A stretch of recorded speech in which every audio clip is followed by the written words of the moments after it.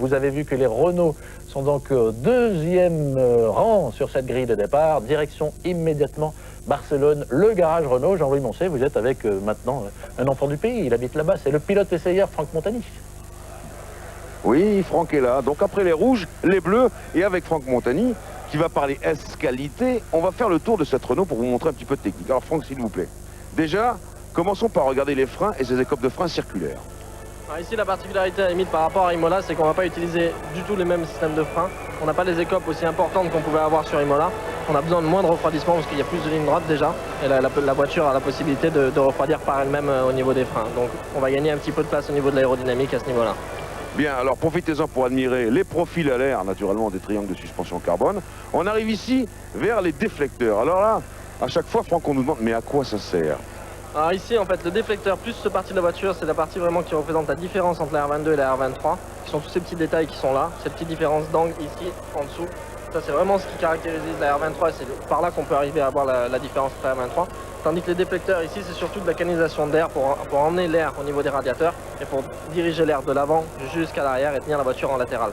Donc c'est des parties qui sont assez importantes, qui ne représentent pas beaucoup d'importance pour la technique parce que c'est une grosse pièce qui apporte pas une gros changement, mais qui est très important pour tous les flux d'air. Tenir la voiture en latéral, ça c'est une belle phrase. Hein. Bon, alors voici les fameux radiateurs. Et puis alors là, mon cher Jean-Luc Douvillez, profitons-en même si on ne le voit pas beaucoup. Il est là le nouveau Renault, c'est quand même la particularité de cette machine. Ouais, c'est la grosse particularité de la machine, c'est ce qui fait que le châssis est très bon aujourd'hui. Donc c'est un peu du pour et du contre. Il y a un moteur qui est un petit peu en dessous de la moyenne. Au niveau de la puissance, mais ça donne un châssis qui est particulièrement bon. Donc si on remet un moteur avec plus de puissance, on va utiliser plus d'espace. Et à ce moment-là, on va avoir un châssis qui va subir ce coup. Sinon, on a des échappements ici qui a été des grosses innovations aussi par rapport aux 2 ou 3 dernières années qui sont très courts et qui réduisent au maximum le flux des gaz à l'intérieur. Alors il nous reste la suspension arrière avec ses ressorts, ses amortisseurs plutôt. Ouais, ça, il y a 2 amortisseurs plus un 3e central. C'est des choses qu'on ne voit pas sur des monotypes, sur les séries monotypes comme le kart, comme la Formule Nissan, tout ça. Parce que ça demande pas mal de travail et pas mal de temps pour les mettre au point. Et c'est assez difficile. Donc ça, c'est vraiment particulier aussi à la Formule 1. Franck, vous avez participé à un comparatif entre une Clio V6 et une Formule 1. C'était pour rire, ça ? C'était presque pour rire. C'était ici, en tous les cas, ça nous a servi d'abord de faire des images et ensuite pour essayer de voir un petit peu comment était la nouvelle Clio.